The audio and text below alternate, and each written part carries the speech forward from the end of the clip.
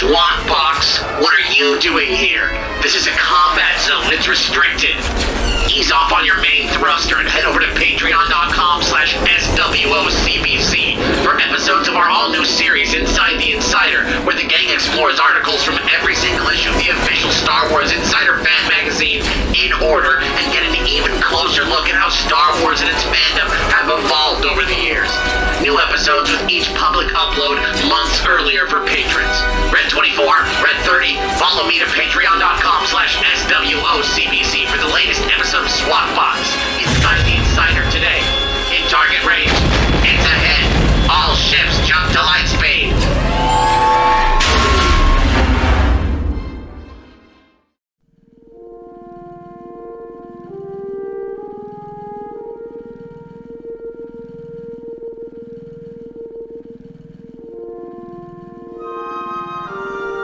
The Star Wars Old Canon Book Club is made possible by contributions on Patreon.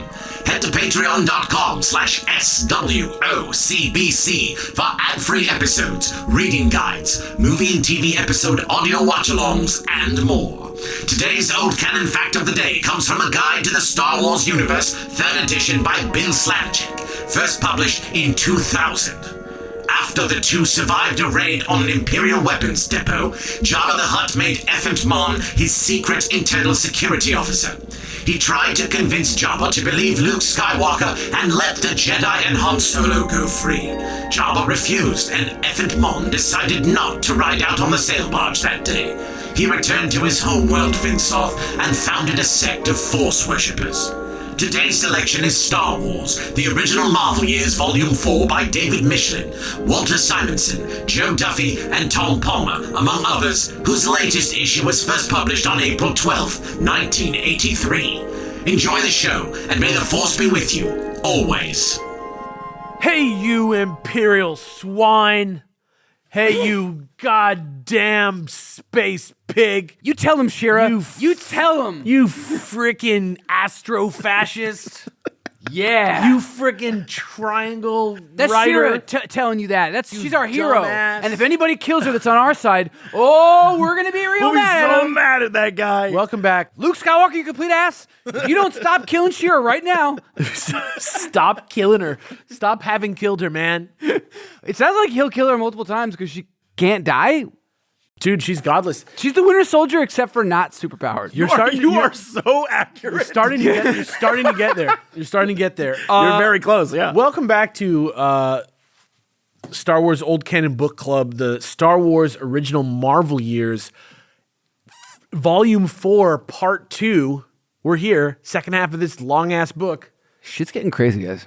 Okay. Last time, I just want to briefly recap our sort of like thesis that we were talking about. Yeah, we were saying this is grown-up time. This is grown-up time in Star Wars universe. Like we have now crossed the threshold where the fan base is getting older, and we're not always doing juvenile stuff. We're not always doing old stuff. It's still a mix, but let's just say we're trending more towards people that are thinking about the opposite sex. It is written for an older crowd, but some of the plot is like boo-boo. There's no change in the storytelling. Yeah. It's just a more adult experience and a more there's like intellectually culturally knowledgeable experience, I guess. I don't know. Yeah, the reading level is just higher. Exactly. Higher. It's a little bit level. more serialized, I think, which helps. Yeah. Suddenly there's a lot more words, too. Yeah. Per panel, so much text. Yeah. We got a great little story that was kind of like a weird ongoing story with this Michelin penned stuff that we've been reading these last couple issues. And that continues for a while. But like we were saying last time, this is about to be the time where we kind of get into this weird search for Han Solo situation that kind of takes us to some places that feel a little bit less exciting, but still cool stuff to see. Still neat places to go. It's just less, I don't know, it felt less compelling to me. It felt a little bit less motivated, let's say. Every single one of these coming issues that we're going to talk about, at the end I just wrote a note that was like, I'm not sure anything happened in this. It feels like most of this is just stalling till a movie comes out. Yeah, they it feels like they didn't have enough information to like do something that obviously fit in. They include some of our favorite bounty hunters. That's true. But It does have like because it's the same era, Shadows of the Empire, like a proto Shadows of the Empire, where it's like, all right, we're all going off in different places. It feels like almost like a movie, like the way that it's cut between their stories kind of like has pacing in a way that's not there. But the like Irish Mandalorians are like, I wild. thought they're like a neat idea. It's just literally like everything about like their look, the story, that stuff is like pretty tight. It's just the dialogue, like I can't help but be like, oh, this like makes it shitty in my head a little bit. I don't understand the point of even including them. what do you mean? The Mandalorians? Obviously, Boba Fett, get it. But the Mandalorian vibe, it's cool. It's nice to see some of the backstory. They talk about the different like clan thing, but it absolutely goes nowhere. I think they're just trying to give lore for the like new breakout character. Yeah, but Funny like, thing though nothing is happens. it has the vibe of like where they leave off. Like they would do this now, and you'd be like, are they going to do a new show that's all about this? Like if this episode happened in a new thing we had been watching, we'd be like, they're going to do a fucking show about this. Sure. That's basically what it's. But in this case, it's more like kids who have this issue will be able to point to where Boba Fett came from. What sucks is that we spend a lot of time with Boba Fett. That man, in exactly one movie, gets jetpack blasted into a hole. But let me The tell you, punkest way to go out ever. But let Dude, me tell you he has something. a like comic book ending. Yeah. that's true. But let me tell you something. That is far from the last time we see that motherfucker in the old canon. In the old canon, that's true. I would say he's the Wolverine of Star Wars. And the reason why is because of everyone thinks he's cool as shit, so they just brought him back and made him as cool as people think he should be. Yeah. Which is great. It's kind of And a fun sometimes vibe. they make him not as cool as. But yeah. Not in old canon. In Yeah. old canon, that guy is a badass. And I also just want to say, this has nothing to do with Tamira Morrison. That guy is a fucking G. You know what I mean? That guy gives it his 110. Oh, he's a great actor. Yeah. My problem with new Boba Fett is not. Yeah, it's Their a casting. writer's problem. Yeah, but that's what I'm saying. No shade towards that's Tamira 'cause Morrison. that's the biggest problem there, and I think everyone can agree with this. They made Boba Fett. His name's the Mandalorian. Yeah. And then they had another Boba Fett. Like, well, we got to change his character because we can have two Boba Fetts. I don't know. I would have been fine with two guys who are total bad. I don't know what they were thinking. Whatever. You It's already silly. have like the like Dread Kanan Pirate Lynch, man. Roberts. Like Yeah. you can just have like they in their culture have the Mandalore. Like if you have the mask, I guess they maybe that They're comes all later. supposed to be that But badass. The idea that Every you just one. like it's like a title and it's fine. Every single guy that wears the armor is supposed to be a badass. It is cool to think about like he's just one. Yeah. That's just like one dude. Yeah, and Boba Fett's cool because he's not even the real deal. He's Right. like he's like a little Quitter. No, he's not a quitter. He's just like an orphan. He's not a He's not a they don't true Mandalorian. Yeah, they don't Yeah. exist anymore. He's just all that's left. So it's kind of like even more impressive. And to that got think about. retconned. There's still Mandalorians around now. So. Well, They yeah, retcon that's it true. every goddamn day. But that's Yeah. okay. That's okay. We're in the old canon. true. We're gonna see Boba Fett a lot though. But where we left off before we even get back to our main storyline, the one divergence from just literal numerical Star Wars in this collection is the Star Wars Annual, and you get a little message in the previous issue that's like, the hero's story continues in Star Wars, but if you want to know what's going on with Han Solo, or you miss him or whatever, check Didn't out they the do this Star Wars last Annual. time too? Like they use it an annual or something as an excuse to like let's tell a Han story. That's basically what an Yeah. annual is in the terms of comics, right? Is like just a way to like do a little support story that like outside of the like. fill something in or do a little like maybe bring in like a cool writer or a cool artist to do like a one shot. Yeah, I don't know, kind of neat. But this is a good one. It's called Shade Shine, and you got Luke and Lando and C-3PO.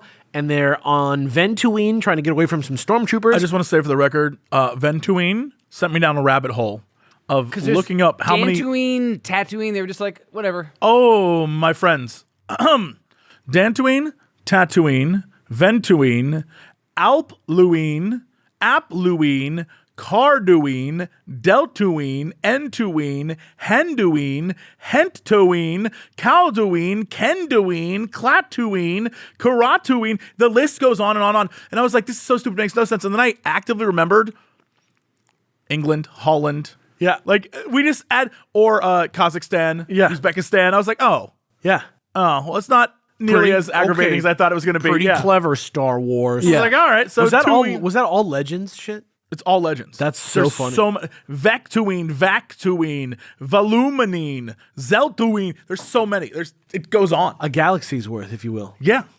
Yeah, there you go. So we will eventually. So we're on Ventuine, and they find a temple. And inside this temple, they're shocked to find a giant, completely clean and undusted golden statue of their best pal, Han Solo. And they are wondering aloud what the fuck he's doing here. And that's when Veterpine appears. The story didn't fully play out in that way, but like this opening, I was like, this feels like a cold open to A Brian Daly. one of those ones. Yeah, exactly. Veterpine is like a priest, and he says that there's a simple reason why this is the case, and it would be good for you to hear it in his own words. Let me tell you the story. Yeah, but it's in Han Solo's own words. Right. So they get this like special activation stone that you use to touch these rocks that can record sound. And Han Solo left like a BioShock style audio log of everything that happened to him as a favor so that people in the history of these people could like look to this story and know what happened that day or something. So back in the day, Han and Chewie arrive on Ventuine, and they're looking for a specific spice that is called sansana. I don't know exactly what it does. Maybe it's just for flavor. I'm not sure. But people sprinkle it on their food.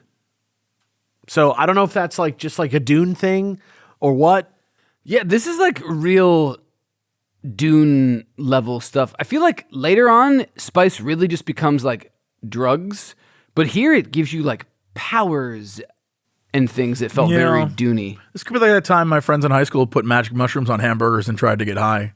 Yikes. It feels like it's the same thing. I was at the Wii release, midnight release of the Wii, and these guys put pepper spray on a turkey sub, like a long party sub. When they put it on, nobody even got to eat it because before that even happened, like a cloud of pepper spray just went over the entire line of people at like 2:35 in the morning.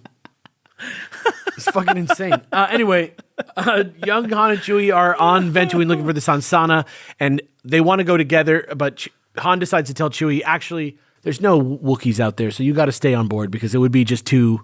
Everybody would remember me if you went out there. So Han goes into town. Solid strat. So he goes into town, finds the cantina, asks about Sansana at the cantina, which is a mistake because it absolutely... Like, you could hear a pin drop after he mentioned Sansana, and they hate him because they're saying he supports someone called the Satab, who seems to be somebody who they all hate, who is in power, and who has hoarded all the Sansana. And so now he's running from the angry cantina patrons, and he comes across a parade for this, like, weird, like, concubine of the Satab called Chrysala. Mm-hmm. Consort. Yeah, she's like his... sex object partner thingy, but he's only been around for like a year and she just kind of stumbled into it. So it's kind of strange, but the whole year aspect of it undoes a lot of the credibility of the universe, but I don't know. It's really weird, but he basically hijacks this thing, Han does, and he threatens to shoot everybody, but none of them recognize what the fuck a blaster is. They don't understand what a laser gun is. And so he sees a bomb being thrown from the rooftops that's like coming towards them, and he just turns around and blasts it and saves Chris Sala from an assassination attempt.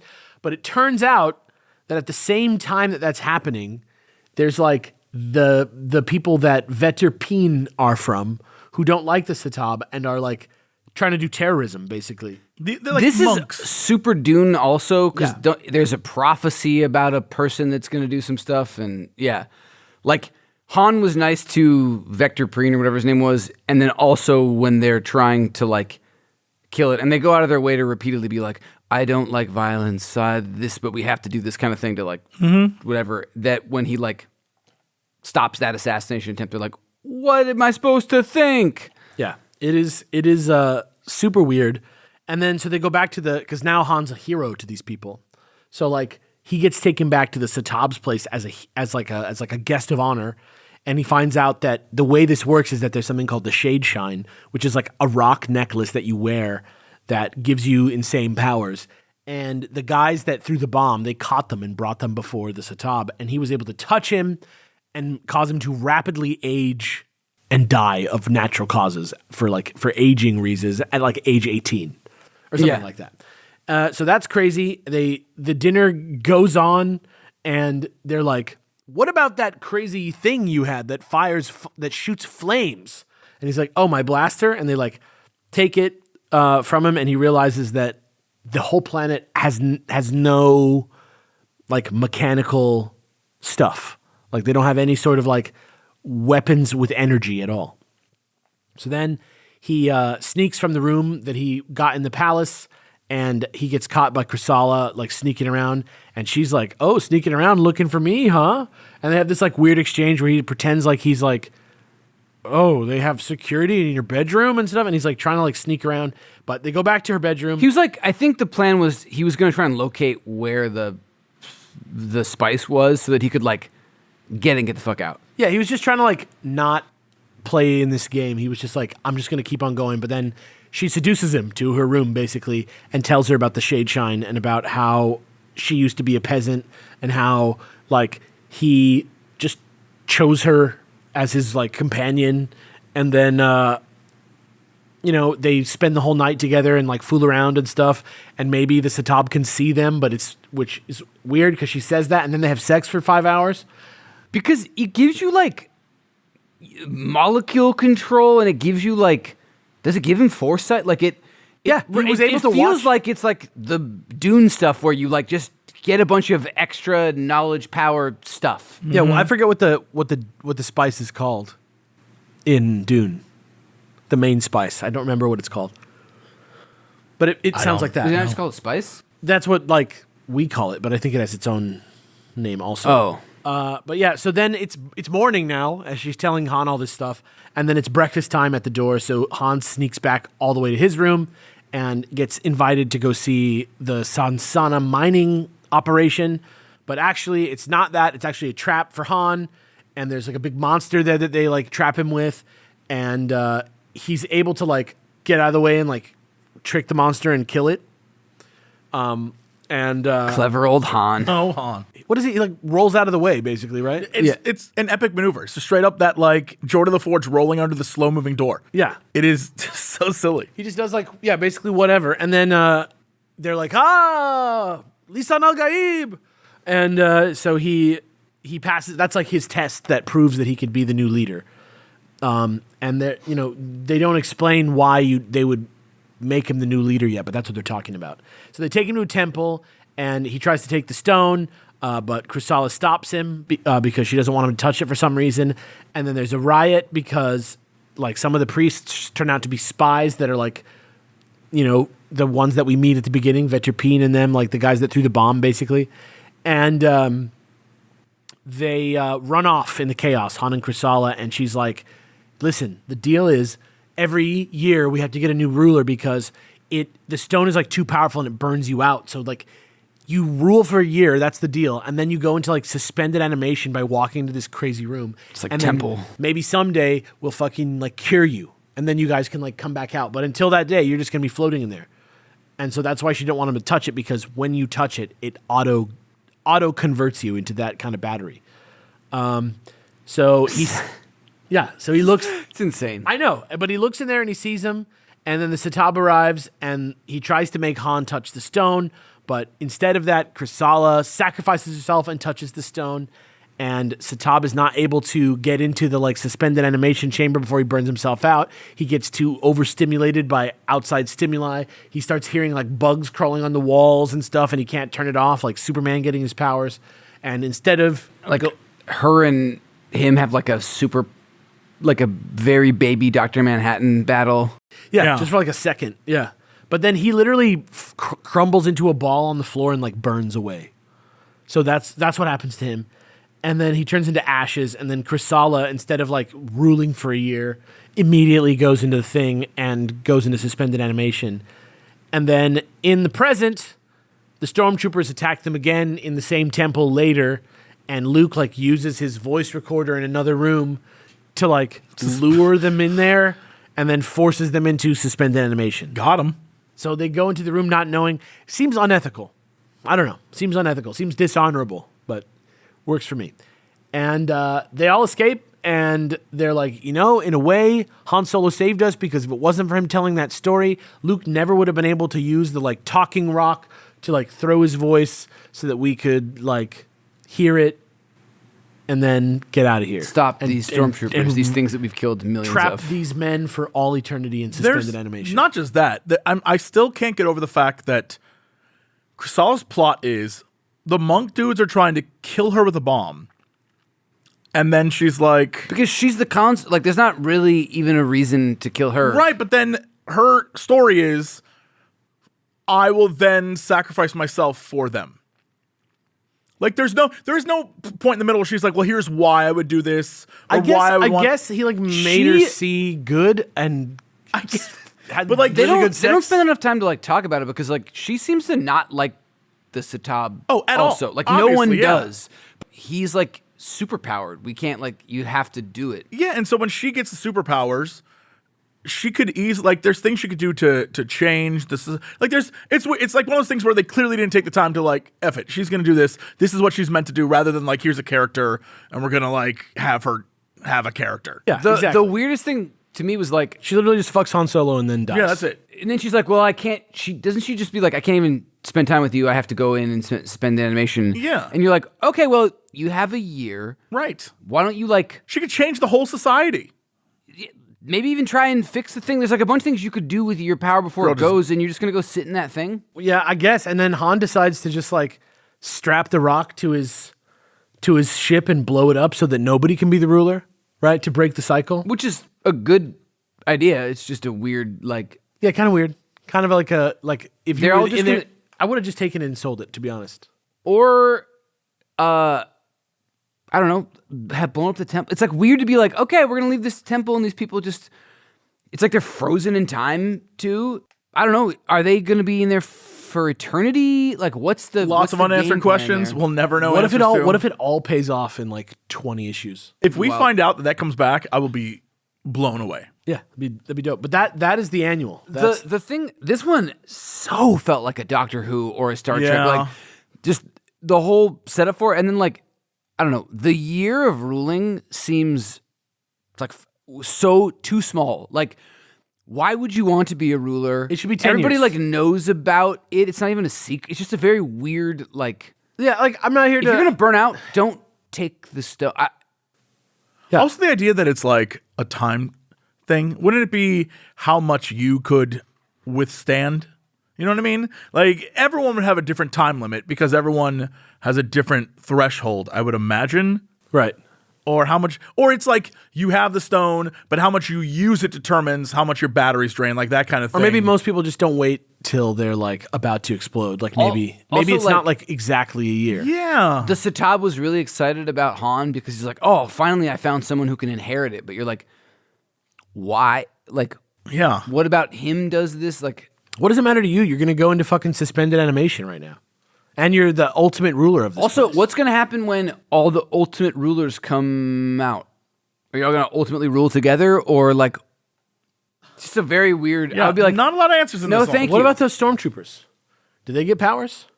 No, they're just they're just stormtroopers. They're just two guys. 10,000 years in the future, they're going to wake up and be like, what the shit? It's like Rosencrantz and Guildenstern. I would love that. The Empire's dead. They're like, what do we do? Yeah, so bizarre. They're the First Order. Yeah, but that's the annual. That's the weird Star Wars annual. It was like extra large. It was good. It was like a nice story, just super weird. You're right. It did feel long. Yeah, it was like a nice. Aren't all the chunky- annuals like larger issues? Yeah, slightly chunkier boys. Like That was that bird person one before too that was like super long. Yeah, the one with the like chapters. They also seem to be like, and then there was the Crimson Eye. The annuals seem to also not just be longer, but like weirder. Like, like a a Black Go Ops on for Adventures. something. Yeah. I love an annual. Honestly, just as a big comic book reader, love an annual. Star Wars 67 is called The Darker. It starts with Luke rushing to the base on Arbra as word of a possible lead on Han Solo's location is announced by Princess Leia. And on the way, R2-D2 hears a voice in distress down in a dark cave. Or does he? Uh-oh. Or does he? It's the Green Goblin. Yeah, it kind of is. Kind of is in a way. But luckily, a Hoojib catches him. And when you just say that word out of nowhere, it does really sound not. Sounds slurry. It sounds like we shouldn't say it it. sounds like I should keep it to myself. This is a big Hoojib episode. Yeah, the Hoojib. It's a huge jib, dude. It's a huge Jib episode. Pliff was informed of what went down, and they have a meeting, and a possible former ally of Boba Fett has been discovered to have been cut out of the deal in the capture of Han Solo. I forgot a line. I just read a line from this episode I forgot about. When we get to it, it's so fucking stupid, dude. Yeah, so basically, the rumor is that Boba Fett went in on the Han Solo deal with like either Dengar, Bosk, or IG-88. IG-88, and yeah. one of them knows where he might be, and so they're gonna break into groups. Isn't it like that?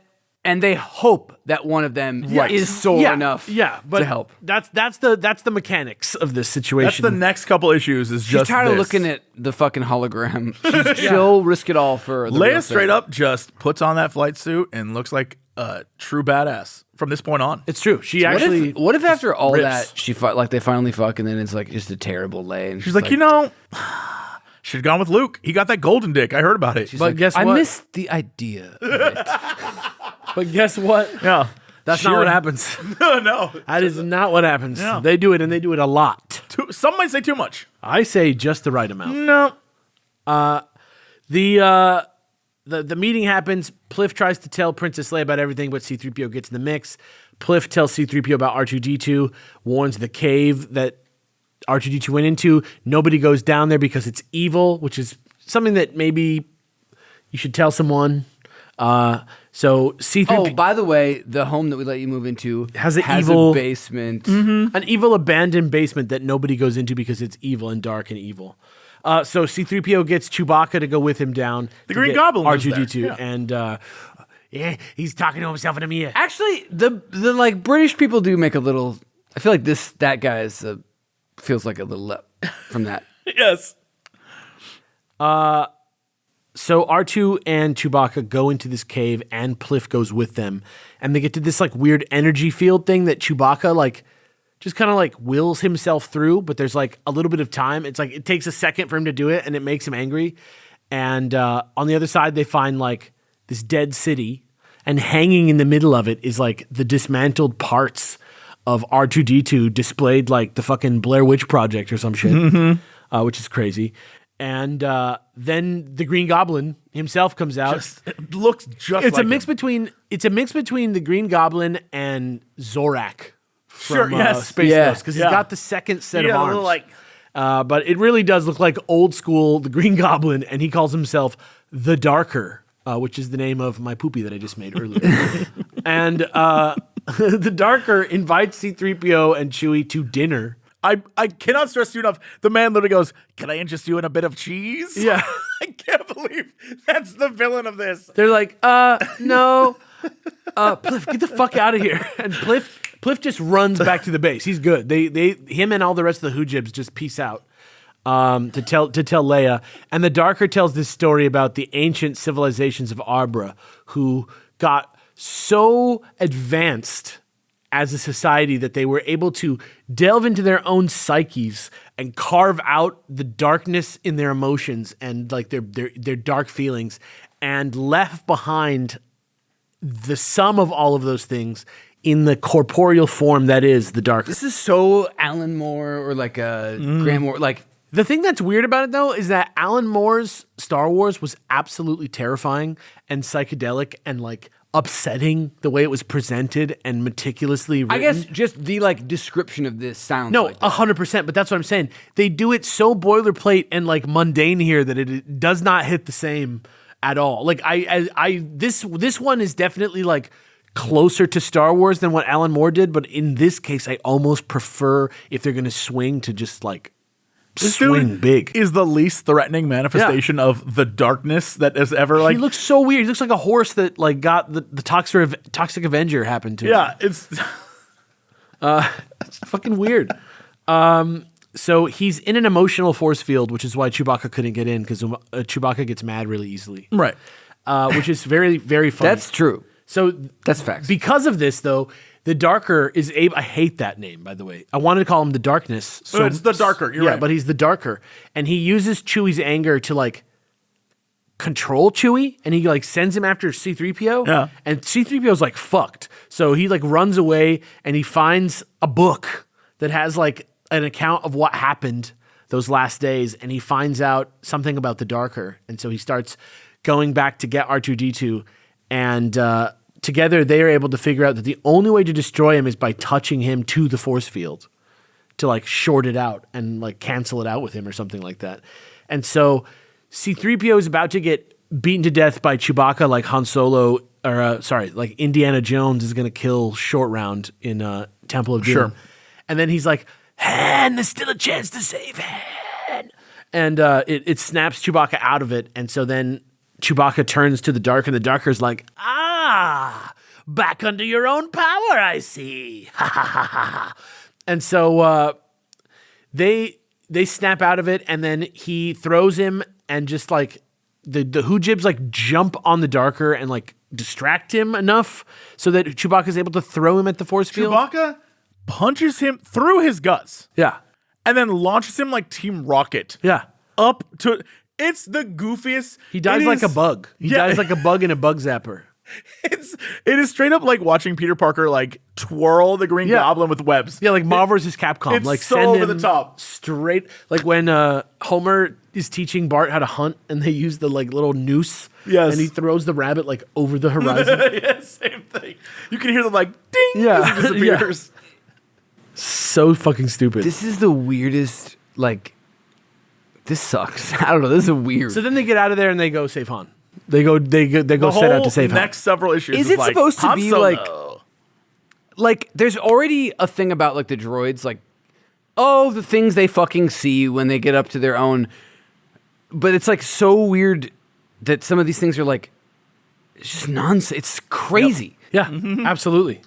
I mean, that's how I feel about the rest of every issue that we're about to talk about. No, but the thing, Crazy. The thing that's weird about Star Wars, like as a Marvel comic, right, is like Marvel comics are Marvel comics. They're the original. They're the real deal. So like Sure. when Spider-Man comes out and there's like a weird issue of Spider-Man, it's weird, but it's not as weird because Spider-Man as a thing in the 70s. It's what's making the thing. That's like what Spider-Man is. Spider-Man is like a comic book that like sometimes there's like a weird one, sometimes there's not. But Star Wars, either you're thinking about, and this is I think a problem that we run into more and more with stuff now because it's easier to make stuff. But like Star Wars used to be like James Bond, where it was like a fucking event when one of these movies would come out, right? It's like a huge thing. You get one maybe once every 10 years on average, you get a Star Wars or something, right? Like since the original ones came out, right? Like, or maybe not, maybe 5 years, every 5 years if you space them out, something like that. We've been getting Star Wars. We got more Star Wars while we were alive than the originals, like than the people who were there in 77. Like, it's just weird that there's more new Star Wars than the original Star Wars now. We had the prequels, and that was like equal amounts, and now there's like Rogue One and a bunch of shows. And It's like the original trilogy is just like a really small number of. Yeah, it's barely any part of it. It's super weird. But because of that, when there's like a weird one that's like up its own ass and like in some psycho idea, to the writers of this, they're not thinking about it because they're just thinking, oh, I'm writing a comic book, and this month's one is just a little out there. Yeah. But for us, we're like, this is Star Wars? No. Do you think that's the issue? About like while like General Recan and the rest of them are like figuring out important fleet movements downstairs, wacky adventures with the Darker are just afoot. going down. Do you think that's the issue with a lot of the current Star Wars stuff where it's just like, we have to make like Clone Wars, as an example, is, look, we got to make 20 episodes. So some of it's going to be a little wacky. And when you watch it, you're just like, well, this isn't Star Wars. Yeah. And it feels weird, but it's like, but like you said, it's canonical. So like with this, None of this matters. Yeah. So it's like fun to read it, but it's still like this doesn't feel like Star I would Wars. argue that in both cases, none of it matters. But it's sure. But it's true. It's true that there's like less in the game here because like the implications of something being canon isn't the same. Where we're worried there's going to be like a fucking like 6-episode miniseries of just the droids. Yeah, like whatever it is. Like I think the plots in this are a lot more throwaway than they would be in another medium. Like a book is never going to be that crazy. And then I think forward to the Phasma book, but you know what? That's all right. Or the Battlefront 2 book. That was a crazy one. Sure. But The books, actually, we'll get into a little bit more for this Inside the Insider, like, because I read an interview with the Last Crusade novelization. So the thing we talk about, like, with books, you have to, like, flesh. You can't bullshit it in a book because you, like, have to really, like, get in the character and make things real. Here, you can just be like, and they fucking threw it into the sun and bing, and we're out. Like, it's so... It comes and goes. It's so, like, insubstantial. The visual element fills in a lot of the holes of, like, you don't have to, like, explain it if you can just see a picture of it. Yeah. But you can draw anything, so it's kind of like a cool power. I don't know. It's interesting, though. I don't know. It being comics is definitely why it's weird like that, in my opinion. Yeah. Yeah. I don't think that's, like, characteristic of how the books ever really get. Like, the Han Solo books are weird, but they're... I mean, we get out there. Later on, as we get further and further into the kids of our main characters, I don't know that. It starts to get a little out there. I don't know that much shit about that stuff. I'm so excited about, like, the youth novelizations and stuff that we're going to read. Like, it starts to get out there. The little Jedi Children Brigade and stuff. Oh, man. Kevin J. Anderson. Oh, guys, this is a good idea for a podcast that we had. When we catch up to our own childhood, it's going to be so crazy. All right. Star Wars 68, the search You begins. just, like, walk around the corner with little Jesse. And you're like, Hey, pal, what you hey, doing? what are you reading? You're going to come online This, in what are you reading? such a way where you're going to start remembering everything. It's going to be crazy. Episode 68, issue 68, the search begins. Now we're in 3 teams. The Rebels are going to, Leia and C-3PO are going to Dengar, who is seen on Mandalore. So that's where we're at on this storyline. And Mandalore is supposedly, it's saying, okay, what am I saying? Dengar was seen on Mandalore, which is Boba Fett's homeworld. But they're there to look for Dengar, who will lead them to Boba Fett, and it has nothing to do with the fact that it's Boba Fett's homeworld. Really. Also, It is a confusing thing where you're like, okay. Yeah, except that they want to get Boba Fett people in here. Yeah, exactly. Like, I know that that's Boba Fett's homeworld, but it's like, why is Dengar there? Because Leia's looking for Boba Fett, that she finds him at Boba Fett's homeworld. And it turns out the people that he's hunting are deeply tied to Boba Fett, but that's not why he's there either. Yeah, that's just all. also premise-wise, they're like, we are looking for Boba Fett to find out what he was doing before, like where he's been before he takes Han to Jabba. So it isn't even like we're going to look for where Jabba is. It's we're going to look for where Boba Fett went before he went to Jabba, because I feel like everyone knows where Jabba is. We've seen it. In this universe, we have to pretend that because they were like, he's laying low before his meeting with Jabba, which is like, that's insane. You have to like buy into that. So he's hiding because the merchandise. Go to Jabba. Because the merchandise is hot, and it's like a smoking aces. Actually, it's ice cold. Man, that was like the most dejected. All right, sure. I didn't even look at him. I was inspired by like the openings of all these comics. I get it. Turns out this hot merchandise is actually.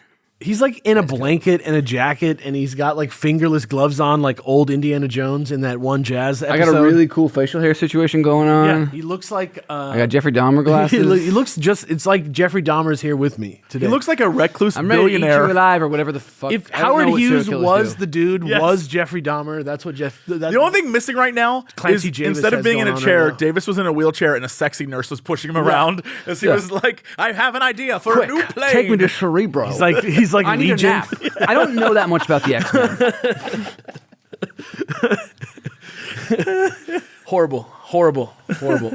So Leia and C-3PO head to Mandalore for no other reason than that Dengar's there, and they have no idea why they're going there or who they're going to meet. But we'll find out. I must stress, these issues, not a lot happens. It's kind of boring, really wordy, but my God, is the art awesome.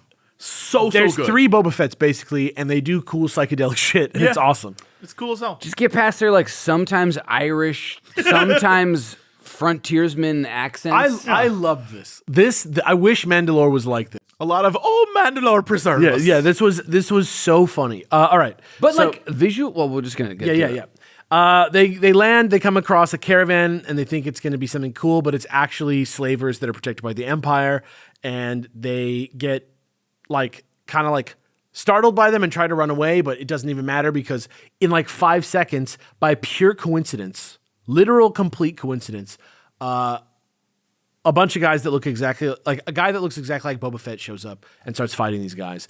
And Leia saves the Boba Fett guy, and she's like, "Why did I do that? I guess I just couldn't see him go out like that. I don't know why." And it turns out that it's not Boba Fett. It's actually Fen Shisa. Fen Shisa. Fen Shisa? I don't think it's Shisa, dude. I don't think that's Shysa? Fen Shisa. Fen Shisa? Fen Shisa. I don't think that's it, my man. Fen Shisa. I'll say Shisa. That sounds way better. Fen Shisa. No. So they go have victory dinner, which I guess everybody just loves dinner in Star Wars this time. So Leia and 3PO go doesn't? back to the There's base. no internet, man. Like your meals were like the most fun part of your day. Yeah, that's true. It's funny that they're like, to dinner. And so they're like Actually, talking they're back a and forth. hunting culture. Isn't that a thing? Oh, they're not eating the stormtroopers. Are they a hunting culture? Whoa. I don't know. Anyway, they become... You're not eating the stormtroopers. I was trying to think about like hunters, and it's like, oh, you feast on what you hunt. The way after. you wistfully were Also, like, they're not eating the stormtroopers. Aren't the Trandoshans the You're right. hunters? Time out. Let me rewind. Because you're right. They're not. Boba Fett they're like a warring culture. He's a bounty hunter. He's a yeah. He hunts money. And he doesn't eat Han Solo. No, he does not. He freezes him in a big ice block. The end. I'll microwave him later. It's not ice. Ice I know that it's a liquid metal. Anyway, they go back to dinner and they're kind of arguing back and forth, and so Shisa's like, "Hey, I'm going to tell you my story." So he tells her that he was part of the Clone Wars and he was fighting for the Empire, and only 3 Mandalorians survived from 200 that fought as an honor guard or something like that. And Yeah, they were a super commando. so it was him and Tabi and Boba.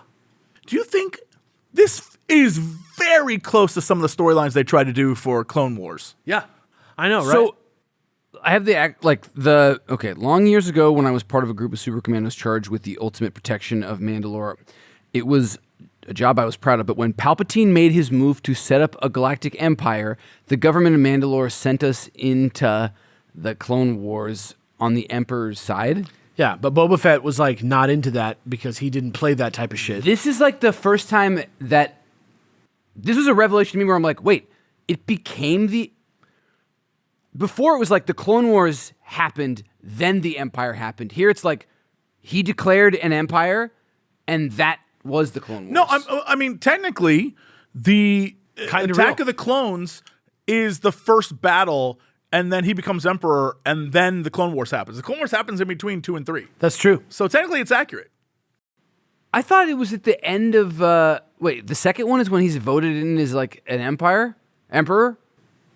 Isn't he gets voted He in? declares it a galactic empire at the end of the third one. I thought. What it? So the He war. becomes Chancellor. I think you might He be becomes right. chancellor at the end of episode 1. He gets extra wartime powers. Man, those movies aren't very good, are they? You're right. He does get extra wartime powers. But I'm not even talking about the prequels. I'm literally just talking about what they've told us about the Clone Wars of the old canon up to where we are in the this. proto canon. Yeah, let's call it. Yeah, you're right, Davis. I'm wrong. He doesn't become Emperor until the third one. And in the second one, he's given wartime powers, which is he's the Emperor. And they have that whole scene, because the second one's all Jar politics. Jar Binks is the one who And the third one, Jar Jar Binks They is yeah. they make him an idiot that votes for. He's like a patsy. Yeah. Yeah. That's I forgot That's so dark and so funny that like the clown joke character was like duped by the people around him. Yeah. Anyway, damn, I forgot. I think the order's out of whack. we'll get there. We have a few episodes before we're there, but I can't wait to watch those movies sometime. Boy. Oh yeah, and then it was during our. This is the other thing that didn't make any sense because it was during brief sessions on Enemies Owe the Empire, Princess, that I first became acquainted with your comely features. And then he shows a picture of the Spectre holding up a Instax picture, of of Princess Leia. And it's weird because you're like, she wasn't born. What is the timeline? Because I don't think they know. Oh, remember Princess, the Clone Wars that you also fought in? They don't even know that she's Luke's brother. I mean, sister. Yeah, this definitely has the vibe of we don't know when the Clone Wars war. Yeah. And I'm gonna let you know, I don't think they assumed that the clones were on the Empire side. Yeah. I think that it was a war over cloning. They don't they haven't even said who the sides were, what it was about, except for they've been like, after the Clone Wars, genetic manipulation was banned. So Yeah. But yeah, so Boba Fett said, I'm not working for the Empire, so that's why he's a bounty hunter. But then he did. According to this. But then he worked for the Empire. He worked for the Empire as a bounty hunter. oh, it was like he became so disenchanted with everything that he just fucked Yeah, off. the idea of he was having the leader. The idea of having a master was not in his zone, so he pieced out and started working for himself. Yeah. Then Leia asks Shisa if he has seen Dengar anywhere, and he's like, he's right over here. I got him in this a cage. It's lucky that you found me because I heard you were looking for him. So Bright Pink Dengar. Shout out to Bright Pink Dengar. he looks great. Yeah. But he doesn't want to give him to her. The color schemes for all of them are sick. Yeah. And he's just he's in a Looney a Tunes, zoo Acme, cage? just Yeah, like a zoo cage from the 40s. And he wants to use him as a bargaining chip to get Tabi back, which is supposed to happen next morning, which is the other Mandalorian guy. So he won't. His name was Toby. With them talking about your comely features, me and Toby. Me and Toby. But there's the two B's. Me best mate Toby. Old Toby. But it's two B's. Old Toby? You think this is that guy? Point is, Dengar, Leia can't have Dengar because Dengar is going to be a bargaining chip in this prisoner exchange. So after dinner, she tries to let him out in exchange for information. And Leia asks a soldier to go on a walk to distract Shisa. And then C-3PO sneaks over to Dengar's cell, cuts him free with a knife that Leia stole from dinner. And then Leia tricks Shisa into kissing her and uses it as an advantage to smack him down and knock him out, which he takes like a sport, I must say. Admittedly, she came on as strong. She also felt bad. They had her being I did a bad thing here, but he saved her, opened up about the seriousness of his mission and his friendship and how important all this was. I was like, Leia, this is not your finest I don't know. They could have worked something out. Her also she cuts him loose and it falls on the other guards. I guess because it's cartoons, they don't die, but you're like, dude, if he killed you here, that would have been well within his right. You did a not cool thing. Yeah, I didn't really feel like this was something that Leia would ever do. It felt so brutal. It feels like, hey, you guys are super commandos and you're tight and with very few resources, you're doing a lot of good work against the Empire. That's crazy. I don't know another group that I work for that's been my whole thing that we could join forces on. I feel like maybe she used the fact that he was I keep a photo of you with me against him, which is also kind of a dick move. She decided he was a creep? No, I don't know. It's just she figured out this dude was super into her. And then was I'm going to use that to my advantage. Oh, that's even weird too. Yeah. It's even worse. It's so bad. Ooh, okay. Get the one she really wants. Han Solo. Unrelated to any of those, this next issue is number 69. And it's called... sorry, what's it called? Okay. Unrelated to the number of the issue. Also, Right. This one is called Death in the City of Bone. Nice. Yeah. All right. So the Imperials lead Leia and C-3PO to the City of Bone, which is an Imperial base that's built out of a giant skeleton. Sick. This sick-ass Saturday It's morning a giant cartoon villain. dragon skeleton base on Mandalore. Dude, aside from some of the shit in this is part where I was Fuck yeah. Is Let's this do supposed this. to be a great dragon? Did I mention that at the end of the last thing when they escape with Dengar, he immediately turns around and sells them all out to the Empire because that's what happens. Yes. Well, I mean, like, good job, Dengar. Yeah, that's what happens. So on their way back to the base, Shocker. they find out. I don't think it's a crate dragon. It's just a big ass beast on Mandalore, I think. And then Leia sees the prisoners that are being treated shitty, and they come before the Suprema, who's the leader of the like Empire's slave colony In the prison, inside the bone, Inside the bone. bone hutch, that's running Mandalore basically. And then Suprema's told by Dengar that he's going after Shisa, and Leia says that Shisa's going to save her and her droid from the prison. And the Suprema says that Shisa's a good warrior, but so is Tabi. And Tabi, his armor is like on display like how a predator would have it. Sure. And he's like, soon Shisa's head will be next to it. And so then Leia and 3PO are escorted to a prison cell, and a stormtrooper shows up and alerts one of the troopers that's like, hey, like, your shoe's untied. And then he's like, wait, stormtroopers don't have laces? Who are you? And then the one stormtrooper beats him out, and it turns out, guess who it is? It's Fen Shisa. Hey! Because That was that line, and then like they show him like getting shot in the head also, so that he had to like take off his helmet to be like, Dude got hey. punked. It was like a very weird. it was fun for me. I had a good time. Silly, you know, but it's like felt like when Luke shows up. You know what I mean? Aren't you a little short for a stormtrooper?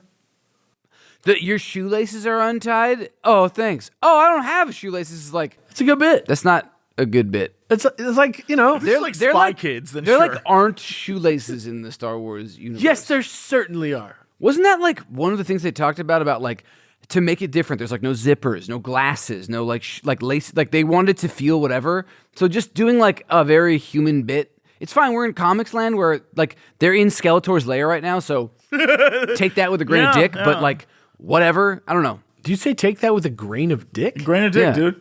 All right. I'm not going to question it either. Sorry. How much is a grain of dick weigh, I wonder? I don't know. I say that all the time to Schroeder Grain in of the book. dick? I just A I like grain of dick. I became like a different version of Shylock? me for a second. Take that with a grain of dick. Whatever. Okay. Oh yeah, I guess he had to get shot in the head so that he couldn't just sneak throughout the base. Yeah, For the rest of yes. it, but it's like So Fenn's here to save Tabi, but Leia's here also, so it's lucky. And he's like, hey, I'm just going to let you off easy for beating me up and leaving me for dead over there. So let's just call it even and let's get the fuck out of here. And they go through the halls. They find Tabi's prison block. They take out the guard, and Fenn and Tabi are back together. And then they get to a hangar, and they steal the troop transport, and Dengar's with them again, and they cause a riot. And as they're driving, somebody like shoots the like slave box, control box, and all the slaves break out, and it's like the Temple of Doom where there's just like fights breaking out everywhere because the slaves are free. Didn't they do a speech kind of like even in Andor where it's like, you guys are free? Yeah, like Fight- never, like, fight get for out. it now, like, let's go, I had the same thought. I thought about Andor at this exact same part. And then the Suprema tries to close the blast doors, so instead of like getting to run, they have to go fight. And so the escapees are trying to leave. Here's the Suprema. They fight. Tabi's there. He like comes dressed in his like old Mandalorian uniform, and he goes out swinging, and everybody else escapes. And Dengar is there at gunpoint, also with them. It was hardcore. It's cool in that what happens is neat. But if you think about it for more than a second, you're like, the entire Tabi storyline does not make He sense. stays behind in his armor and like closes the doors behind them. Well, because he got like sucker shot and he was gonna die, so he like wanted to suit up one last time to be like a Mandalorian, and it was like, I don't know, his going out was like sick. Yeah, where that's he's cool. Like, don't close the blast doors, like it'll blow up and we'll all die in here. And he's like, oh well, that would be a shame, wouldn't it? Yeah. And then hits it, and you're like, Toby, there goes my hero. Yeah, it's I miss you. everything happens is cool, but it goes back to every issue we've had so far. Like if you think about it for more than a second, it's like, we just met that guy, and we're gonna like let him go out. Like I don't know enough about him to know. Like that was cool what he did. I know that he meant a lot to Fenn, and Fenn also knows Boba Fett. Also, by the way, spoiler, Really similar names. Leia learned nothing. This issue ends. I don't think Leia learned a damn thing. Because didn't it turn out Dengar didn't know shit? That's what I'm saying. Like, it's 2 issues, and the result is Leia has learned not a damn thing about where Han is. Yeah, but she didn't know that, and they were upfront about, like, it's a long shot, but this is our best lead. Oh, understandable. Besides, it's just the crazy to me asteroid that they was wasted coming. 2 issues of comics. They had to get up there and get that nuke armed. Otherwise, that's it for the whole Earth. For everything. Again, 2 issues of a comic, no forward motion in the plot. They're just like, well, I guess no Han Solo. And even when I dream of you, I really miss Toby too. So then it's just like Fenn soloing slavers on the like. I guess. That's Yeah. like, isn't he like? I'm gonna stay here, but like maybe I'll see you later. Maybe not, my mate. So they get back to the camp. They interrogate Dengar. It turns out Dengar doesn't know anything about the hideout. Nothing. But Waste there of is- time. But there is a hideout in the Angus system that he knows about. Fenn and Leia just go, man, that sucks. Evil won. They're like, damn, that sucks. And Tobby's dead. That sucks. I have no idea where Han is. That sucks. Mandalore still has slaves. That sucks. And Leia's Although their like, big slaving place was taken out. yeah, but Leia's like, I didn't do almost anything. I hope that the other guys are doing okay. Hopefully they'll find some sort of gunslinger and pink sex pot. And then Marvel Comics is like, and they will next time on Marvel Comics. So this is number 70 next, the Stenax Shuffle. This is Luke, Lando, R2, and Chewie together, who are on a mission to Stenos, where Lando's lead on Bosk led him, and also Luke's lead on IG-88 brought him. So now they're all together, and Luke's like, it makes sense that Stenos is the planet because that's where we know this place. This is a place that's familiar. we got a little asterisk Yeah. thing. And We had a whole adventure here. this was I'll the tell you first. about. This was one of the first things they did after they blew up the Death Star together, and they were like, "Did we just become best friends?" And then they flew straight to Stenos. So then, I guess we're gonna get that story now. So years ago, it's Han who's back for this one. Chewie, Luke, Leia, OG, and the droids land on Stenos looking for an old rebel base, only to find that now it's being occupied by the Empire, and they make their way to the abandoned base and they find pirates there, and it's this guy Rick Duel, which I think is like a play on Han Solo. Dude, this guy is Right. proto. It's interesting. He's like proto Dash Rendar Yep. in his look, and weirdly, Luke has like a black suit. So I'm like, are there around the time this came out? Were they prepping for Jedi? Because This was 83. Like, that's the year of Jedi. Mm-hmm. So His, if I can find this picture, it's his Jedi ass outfit.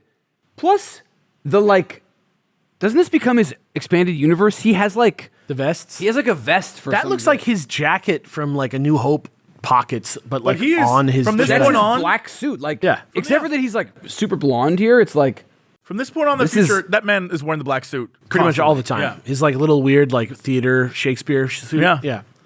But yeah, Rick Duel is like an evil version of Han Solo, kind of. Yeah. And then he's with Danny, who is like a Zeltonian or something like that. Known around the galaxy for fucking. Yeah, we talked about this a little bit on the last but look at episode. Chewie's face there. What the fuck, Chewie's in the darkness. It looks like AI. dude? Chewie's They face like in that panel. it just looks like it was a plastic terrifying. mask that melted. And they were like, Chewie looks kind of interesting in this arc. But Danny is like a red-skinned booby alien who That's it. The deal with this alien type is that once they like see you, they just want to have sex with you. and it is. it Not feels even an really natural. It exaggeration. feels very well written and not male gazy at all. It's a great little fantasy. There are several panels across several issues where she's just like, "Hey there, stranger." Yeah. Boobs, and you're like, "Okay." So Leia's like getting sexually harassed by Rick the whole time, and Luke's getting sexually harassed by Danny the whole time, and they get down to business. So it's equal. Yeah, and then Han and Luke go off to get the Falcon, and Leia and Chewie and the droids stay back, and Luke tells Han he doesn't trust Rick Duel. And Han's like, listen, the only thing that he trusts is that Chewie's going to rip the arms off of anybody who does anything dumb. So let's at least just have faith in that. So they get the Falcon into the temple, and the rebels clear away the debris, and they're looking for this artifact that's called the Statue of Vol, who is a god of the Stynaxes, and that maybe the idol itself may actually be the god. And Leia's like, what the hell does this have to do with anything? And Rick's like, listen, don't worry about that right now. And she's like, what the fuck? So then Luke finds a wall that has a bunch of writing on it that's in like hieroglyphs, and C-3PO is a translating droid, so he like is able to translate it. And R2 triangulates the position of where the message said the statue is. So he like triangulates it in the wreckage, and for 2 days they dig, and then Luke finds it. And Rick and Danny, who are the crew of a ship called the Moon Shadow, double cross them and reveal that they were working for the governor of Stenos, like the Imperial governor of Stenos, the whole time. So right after that happens, the Imperials show up, and the Moon Shadow crew leaves, and like you think that they're going to be like fucked at this point because there's no way out. Sure. But for some reason, like this statue, like when they don't have it, the people of Stenos like don't use their wings, and so the moment that like it as penance or in whatever they're like, it's like religious. Yeah, it's like religious, and so the moment it's not like information spreads, I don't think, or like maybe somebody who got out said something about it or something. I think they actually say in the comic that like maybe somebody who saw us come in like said something about the thing. Like maybe one of the troopers who escaped said something. But somehow word like spreads amongst the entire species, and they come in at the last minute and like swoop in and save everybody. It was Chewie.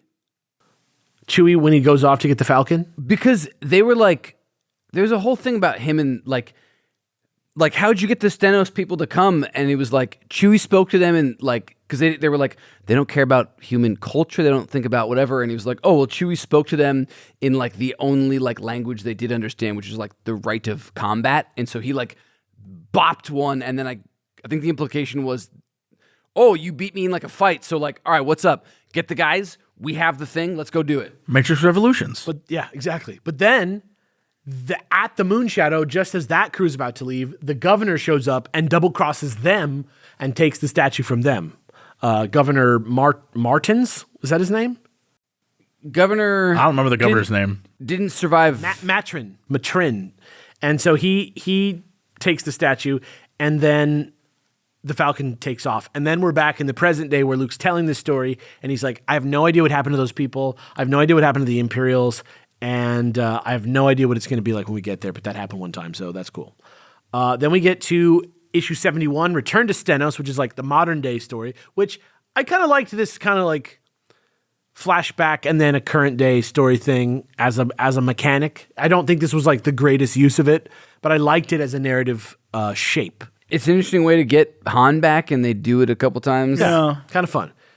So they get back to Stenos, and Luke and Lando tell Chewie to stay back with R2 because it's the same thing on Stenos as there's a lot of places where if you see Chewie with you, you're going to just remember the entire group because you don't see a big Wookiee every day. And you get to Stenos, and a bunch has changed, and nobody's worried about being on the ground anymore because the Stenaxes have now just become like a fully aerial race again.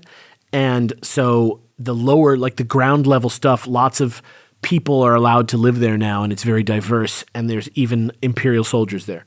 And so Luke and Lando go to a bar, just like there's like a line in there that's like, and inevitably you always end up back at a bar with the bounty hunters. And so Lando's like, listen, man, we're just trying to keep a low profile, so don't do anything stupid, don't do anything crazy. I got you. I'm just going to... And then immediately somebody's like, Lando fucking Calrissian, you owe me $10 million, you son of a bitch. And Lando's like, and I'll pay anybody that gets him right now. Yeah, like, yeah, bounty's open right this minute. And so everybody's like, Lando's like, oh, shit. And they just like end up behind a table, and Luke is like, immediately uses his lightsaber to cut like a support beam and like crushes half the people shooting at him, which is a crazy thing to do. And then they get out of the bar and they're going down the street and they're getting chased and they go into a building. And who do they find inside the building? What? Actually, Luke gets separated from Lando and goes into a building by himself and runs into Rick Duel from the past. There's a great Lando line here where he's like, did you really cheat him? And he's like, Luke, among men of business, cheat is a subjective relative term. It's open to some very broad interpretations. Yeah. Luke's like, great, let's fucking... Yeah. Luke gets cut off from Lando on the chase, runs into Rick and Danny. Danny immediately tongue kisses Luke as hard as she can. And then they're looking for their third crewmate, who's a Rodian called Cheeto, who's there last time too, but we just... He didn't do anything. He didn't was really just the do third anything. guy, Yeah. But his name's Cheeto, which this is the barrel funny. of this crew. Yeah. Yeah, exactly. He truly is their bro. And so they're like, will you help us? And they're like, fuck, fine, sure. So Lando meets up with Luke, says he found Han, though. Right. So right as Luke's about to like go off with these people, Lando's like, dude, don't do that. I found Han. And Luke calls the Falcon, which is where Chewie's at, and they go down this alleyway where Lando finds Bosk, like kind of leaving at a distance, and he's got a slab of carbonite. So they're after it because they think it's Han, and they follow it all the way to like a bounty hunter basement HQ kind of place, and they knock the guard out at the door, and they get through the whole hideout, and they sneak in, and they find the slab, and actually it's not Han in carbonite, but it's actually that Rhodian Cheeto who's in the carbonite. And they get Thank surrounded. God they could just perfectly do that trick here. Yeah, I don't know. But that happened, and then they're completely surrounded by bounty hunters. It's the perfect cliffhanger, and then we're in issue 72, which is called Fool's Bounty, and just as they're about to get completely destroyed, Rick and Danny pop up and just start shooting everybody. Yeah. And Luke takes Bosk's gun. IG-88 has some weird like robot anti-life form noise like countermeasure that he deploys. They call Imperial reinforcements, and the rebels try to run, but Lando and Danny get caught, and Luke and Rick get chased, but they lose their tail. They realize everybody else got captured, and they convince Luke to regroup and plan instead of just going right back in. So they go deeper into the city. Luke tries to raise the Falcon, but he can't because I think Chewbacca and R2 have also just left at this point. And they're also like going into the city to look for whatever they can find, and they're trying to avoid the Stenaxes as well. And then Lando and Danny are getting led to their like, Cloud City style carbonite freezing zone, and you find out that the guy who's actually buying them is the guy from the bar who put the price on his head in the first place, who said, Lando fucking Calrissian. So then Danny kicks him in the nuts, I think, and then Lando and Danny run away, and then outside the bounty hunter hideout, Chewie and R2 sneak in and find an entrance, and then Luke and Rick jump from rooftop to rooftop into the same building at the same time, and they find a vent, and then Chewbacca and R2 eventually get in by getting a Stenax and like riding it, right? Did that happen? Yeah, I don't remember, but it was a convenient. They basically like, and then like got in as well. And so inside the hideout, Lando and Danny are already there. They've like shaken off the people that are like keeping them prisoner, but they're like, they can't figure out how to get out of the building. And somebody is coming and they don't know what to do. So they enter into a door, and then, this is when they realize they're in the carbon freezing chamber. I guess before they were just in jail, but now we're in the carbonite chamber. So they're now about to be frozen. Weren't they like, we knew that you go right there. Yeah, Like, we got you to it's go another exactly one of those, where we wanted you. I'm like, it's like what? It's like false bravado. Why are you It's, like, acting so like weird. they got away? They had a whole rooftop thing on their own, and then you were like, I predicted this. Yeah, like, no, you did not, you fucker. But they're about to be frozen, and Luke jumps out and tries to save them, and he's confused because Rick doesn't back him up, but then Rick's like now been recognized, right? So they're all stuck. Okay, basically everybody gets herded into the carbon chamber, and they're about to be frozen. And then just at the last minute, again, all the gargoyles come back down. Yes. The Stenax people come in and take everybody out. And Bosk and IG-88 are some of the only people that get out of there. And it's over pretty quick. And they just leave. And then Chewbacca, you realize that Chewbacca, convinced them all to come. Sorry, I had it there wrong. This is where he convinces them. Yeah. Because I think one was flying low, and then he grabbed him and beat the shit out of him. Yes, exactly. Wait, then how did they all know before? I think that Is it like the idol actually does have Wi-Fi I capability? think somehow maybe the word got out. I don't know, but maybe it is magic, literally. All right. But basically, the fact that Chewie was able to do such brilliant violence, convinced the Stenaxes that he was worth listening to. Right. And so that's how he was able Might to. makes right, people. That's the lesson. Yeah. You don't know someone until you fight them. Is Matrix Reloaded. Yeah, and they You really don't know until the life leaves Right. their eyes in front of you. But if you need them to help Dark you, Knight, right. and you can't resurrect people, what are you gonna do? you can't Just beat 'em up. resurrect people. So off they go into space, and they're driving away, and Just driving. they're just driving off into the sunset. And then it turns out Danny's aboard because she wants. hey, bud. Yeah, she wants to take a break from Rick because she's just tired of that schemer for now, and she's like hot for Luke still. So It's so weird. Here's what I'll say about this issue. There's two things that must be expressed. One, every time Danny shows up and is like trying to bang someone, every character on screen has the look of like, oh, brother, which I think is hilarious. That in the universe, they're just like, we're so tired of these people who just want to have sex all the time. Like, I do not like it. Yeah. Oh, these tens that just want to have like, sex with all the time. they're like, ew, she's red. And then the last frame of this issue, when she shows up on the ship and it's Lando and Luke's faces, one of the best pieces of art in this entire thing. The look of like terrified disgust in their face is Like a so funny. like a circle wipe straight Yeah. up. Oh, it is absolutely like it would end with some like really funny comical beat. Yeah. They're just like, Brum, whoa. brum, brum. Yes, Yeah, and that takes us into our last issue of this collection, which is called Losbane. It's issue 73. And we're on the planet Losbane, and the Falcon Gang has to take a stop because they were looking for Han, but they need some tapes that are on the way because these tapes were left behind by a rebel pilot who crashed on a planet, and they have like some really sensitive information on them. So Meanwhile, Danny is just from moment one. she's just on him like a Just backpack, on Luke. just like Yoda but big. I'll be honest. I get why the galaxy's like, oh my God. Because after a while, it's like, I got stuff to do, lady. God damn, stop. It'd be kind of nice.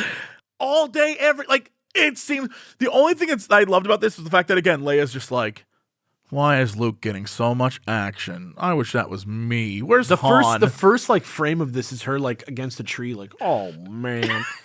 It's like she doesn't even have dialogue. It's just like going on. It's and just so like, sad oh. that Luke is just sitting there, just getting licked on by this woman, and she's like, "Oh, where's Han Solo?" Yes. I want him to do that to me. So they're on this planet. To get these tapes, and they're talking to these little kitty cat kids to try and get them. And It did feel Ewok-y. yeah, Dude, this is so Luke's weird. having a problem with these guys because they don't want to give up the tapes, but not because they're like assholes. It's because they're thinking of the tapes as like a memorial to the dead pilot, because like one of their number went out and died with the pilot or something like that.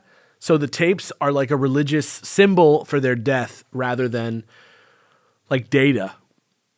But that's the problem. They're like, but if you want them, they're in the treasure vault across the valley in this forbidden city. So whatever. We're not going to go over there. So whatever. And Also, it was like they were like cartoon Care Bear tiger cubs Yes. in youth, and then they're vicious when they're older. Well, that's or is a- it a cycle of every day? no, that's just that's a surprise for later. You find out that they mature into those.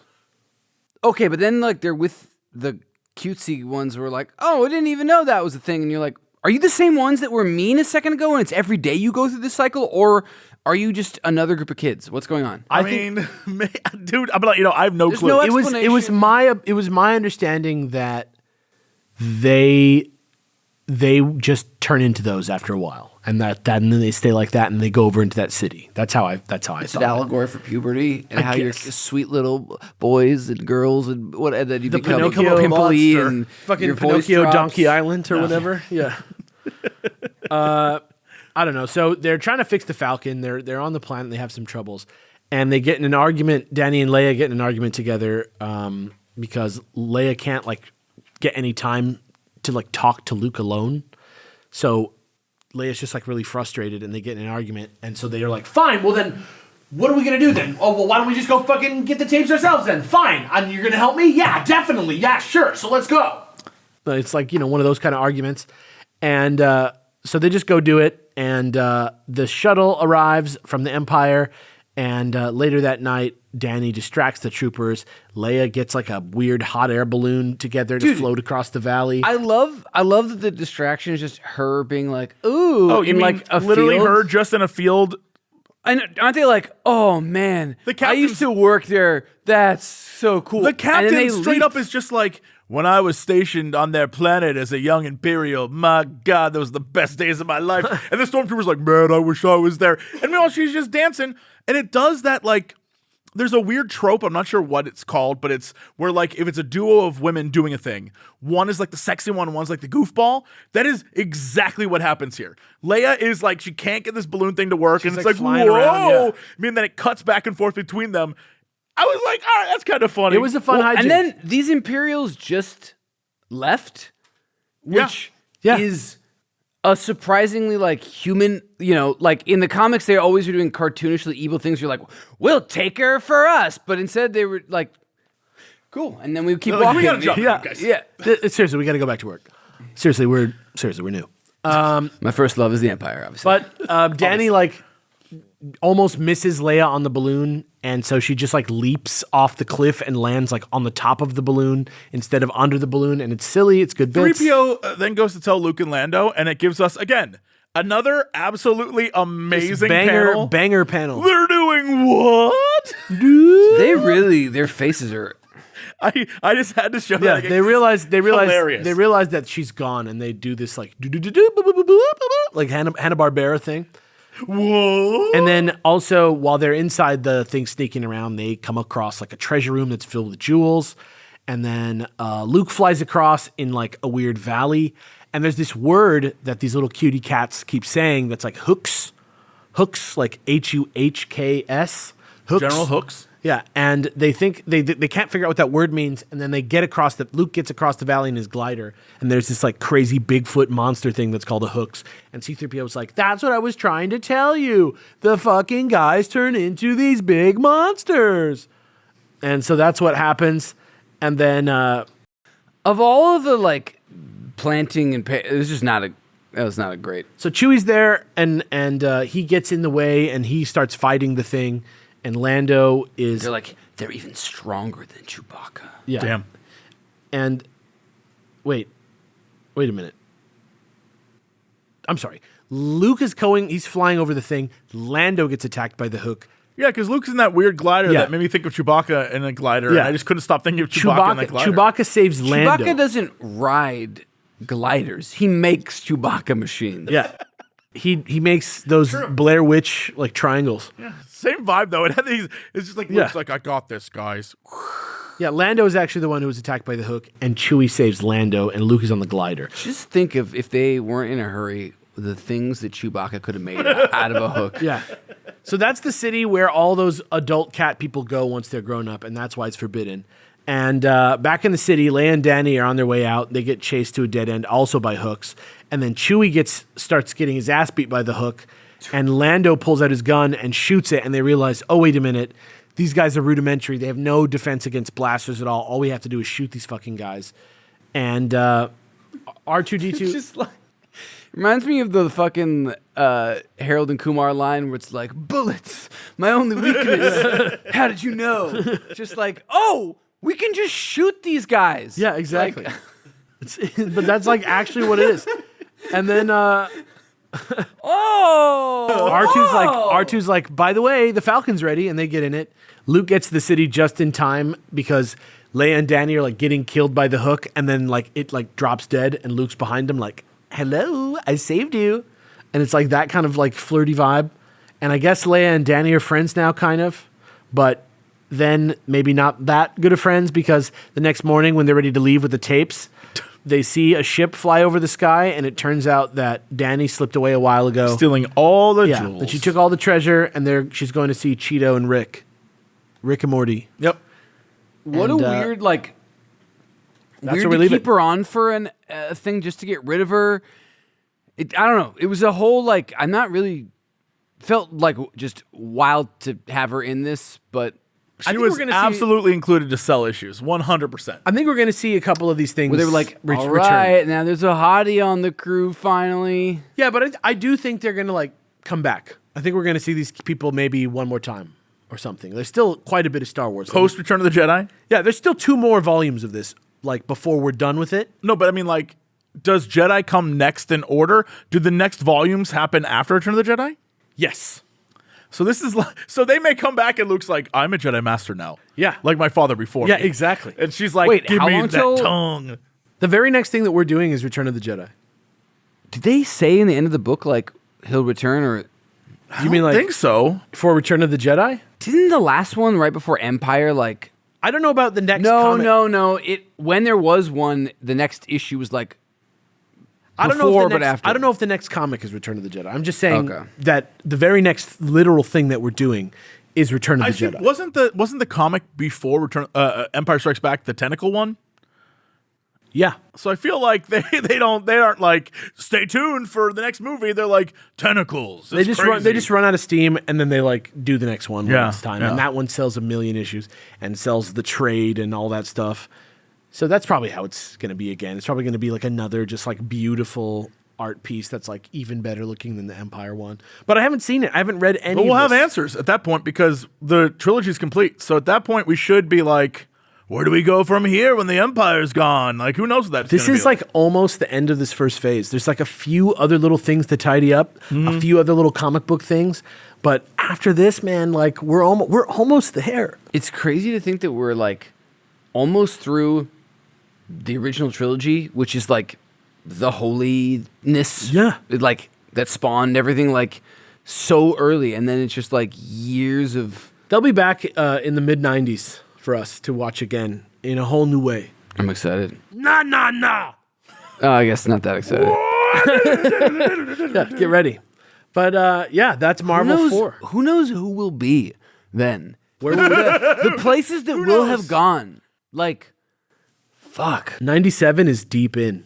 97 is Yeah. deep into that new shit. Yeah, it is. That's the Zonoverse in full force. Oh, it's already done by that point. We'll be on to like Admiral Dala and shit. But that's what I'm saying. Like, that's all the Zonoverse. He was, Yeah. That's the You're right. Heir to the Empire trilogy is like the Iron Man. yeah. You know, We'll and be then- looking back at how quaint the original trilogy was compared to the places they go. and there's so many other things that we're not even thinking about. Yo, X-Wing. Yeah, The X-Wing, like, Rogue Squadron. Rogue Squadron is gonna be dope. the just the read, Junior like, Jedi 7 of Knights, those the not Young that long Jedi ago. Knights. Those are great. yeah.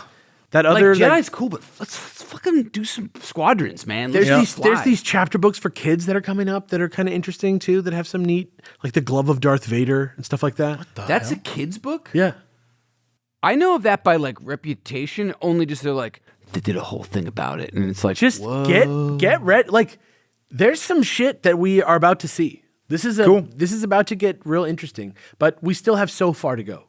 We still have Return of the Jedi. We still have the Lando trilogy. We still have a little bit more comics. We have the Droids show, the Ewoks show, Sindel Tawani duology. Prepping for what's to come, everyone out there, make sure if you listen to these, you, at least for the first couple books when we start to get towards Thrawn and stuff, find the books. Any audio versions are abridged and like 3 hours long. Just You're not gonna get. just read. You can still go buy any of these books at a Barnes and Noble. It takes a little bit. It takes until like the Rogue Squadron saga comes out that they start doing full audiobooks. So if you're trying to like find it, you will not find an Audible. They just do not exist. You're gonna have to read. Or And if you're scared of reading, just let me tell you, it feels good. Like, yeah, you take get- your time. Give it a sec, get into it. You can do it. And then you're going to kind of be like, am I so excited that I don't want to like go home and jump on a computer? I want to like curl up on my couch with like a warm drink and like Read about it, fucking Mara and that's like Jade. my evening. Come on. Mara great. Jade, come on. Talent card, dude. Yeah. Good times. I'm excited. Yeah. Anyway, that's another Star Wars Old Canon Book Club. Go to the Patreon at patreon.com/SWOCBC if you want to hear the Inside the Insider that comes out with this episode. 'Cause Yup, that's a yup, cool yup. thing. And I love you guys. Damn, dude. Yeah. I love you too. Oh, you dude. meant them. Everyone. I know. All of them. Oh, Yeah. hey. I didn't know that. That's all right. Pleasantly surprised. All right, let's get out of here. The Star Wars Old Canon Book Club is made possible by contributions from our listeners at patreon.com/SWOCBC. Thank you for your support. This month's Patreon Masters of the Force are Sovereign, Ian Baronade, Trevor Isom, Patrick Rowland, Matt Wars 56, Amy W, Jazz Owl, Evan Alexander Guillen, Peacetime Mando, and Metroid Mike. Thanks for listening. We'll be back soon with a discussion about our next selection, Return of the Jedi, a novel by James Caan. This episode was edited by Alex Del Campo and Alex Faciani. The theme song is Venus, the Bringer of Peace by Gustav Holst, performed by the U.S. Air Force Heritage of America Band. Original show art by Jackie Whistler. See you next time.